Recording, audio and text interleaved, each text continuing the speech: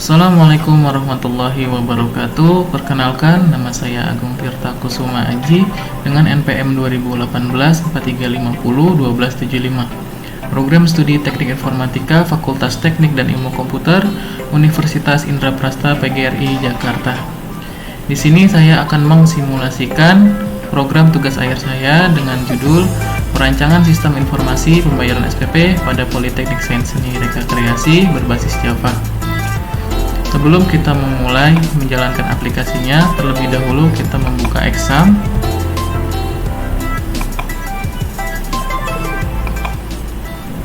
Lalu kita klik start. Setelah itu kita buka aplikasinya yang ada di folder disk.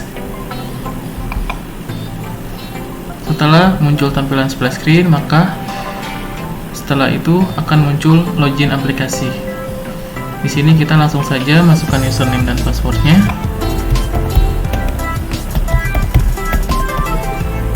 Lalu kita klik login.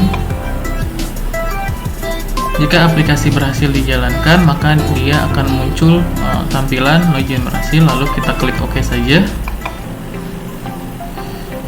Pada tampilan aplikasi pembayaran SPP ini ada beberapa menu di samping, yaitu ada menu utama, data karyawan, data kelas, data mahasiswa, data SPP, pembayaran SPP, laporan, tentang, dan keluar. Dimana kita akan memulai dari menu yang pertama itu, ada menu utama, ini tampilannya. Lalu yang kedua ada data karyawan. Di sini kita coba untuk menginput data karyawan.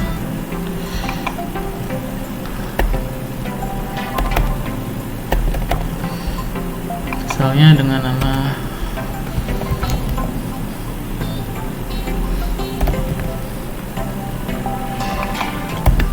tanggal lahir, lalu ada tanggal lahir,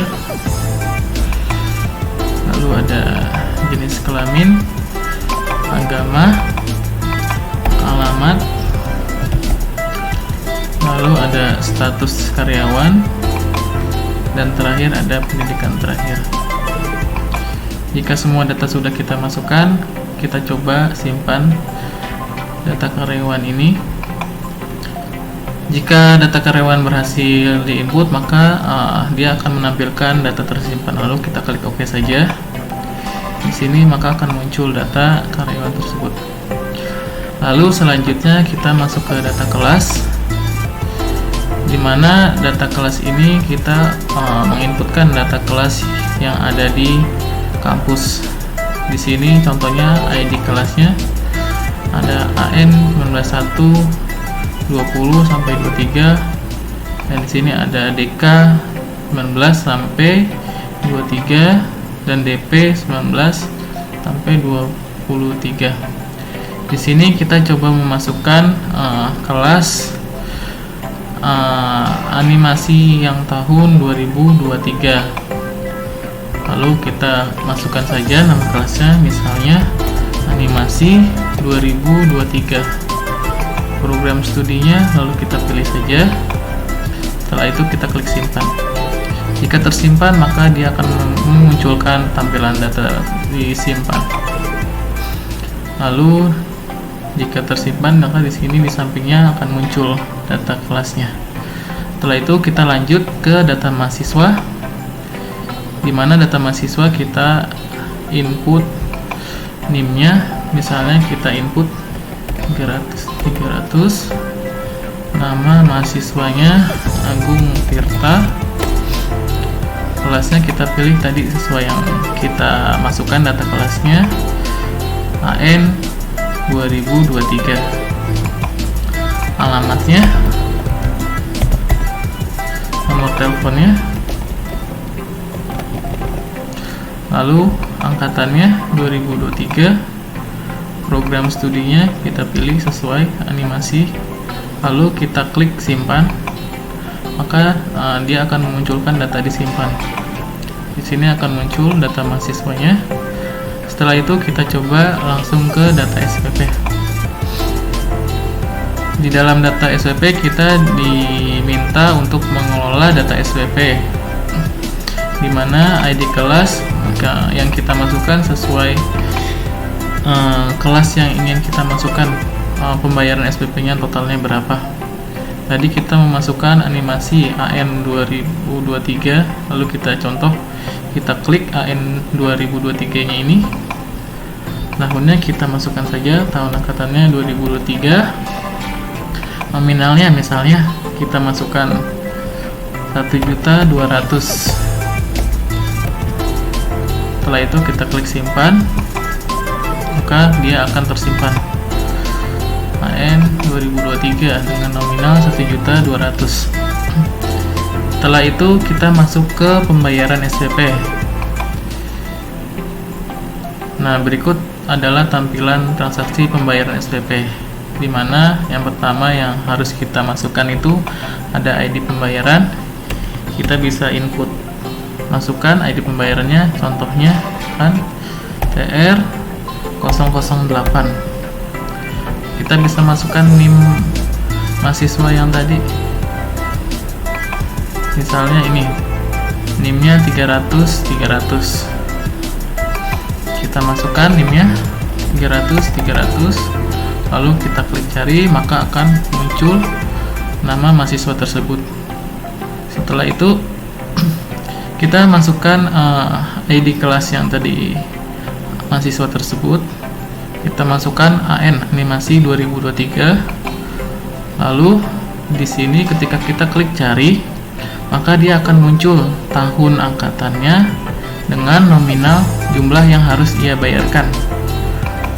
Nah, berikut adalah tahun dan nominal yang harus dibayarkan mahasiswa tersebut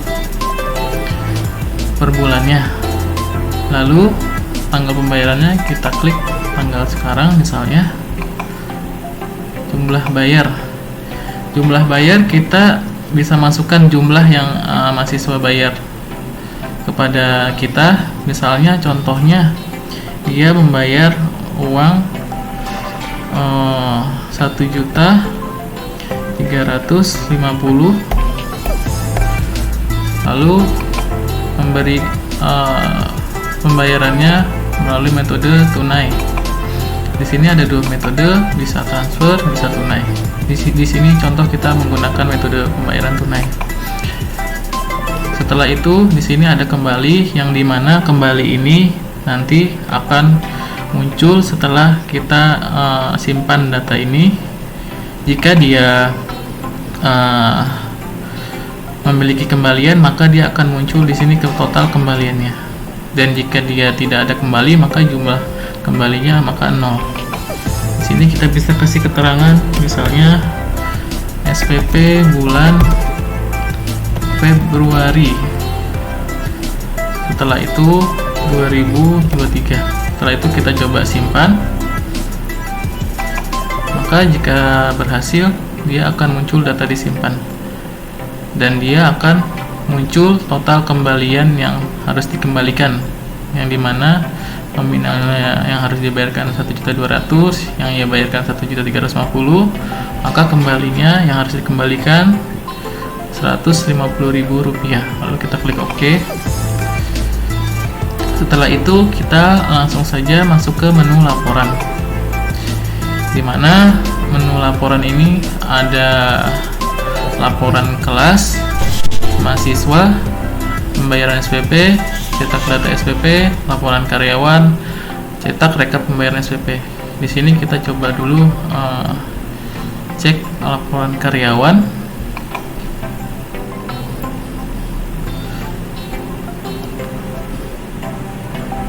Maka akan muncul laporan data karyawan yang telah kita inputkan tadi.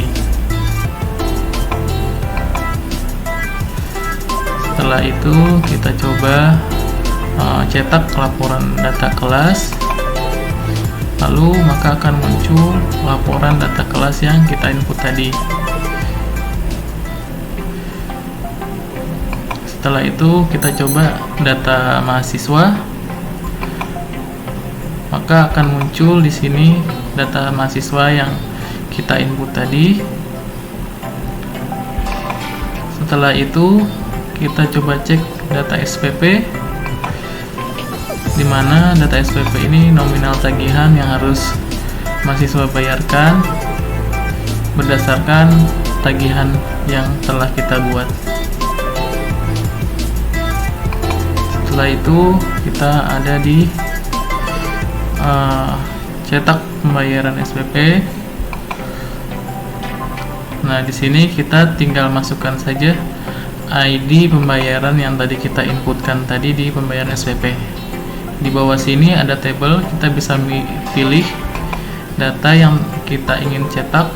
Misalnya yang tadi kita buat TR transaksi nomor 8, lalu kita cetak,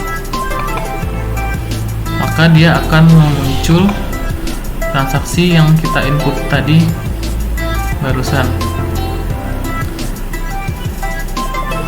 Setelah itu kita ke cetak rekap pembayaran SPP, di mana cetak rekap pembayaran SPP ini rekap berdasarkan semua transaksi.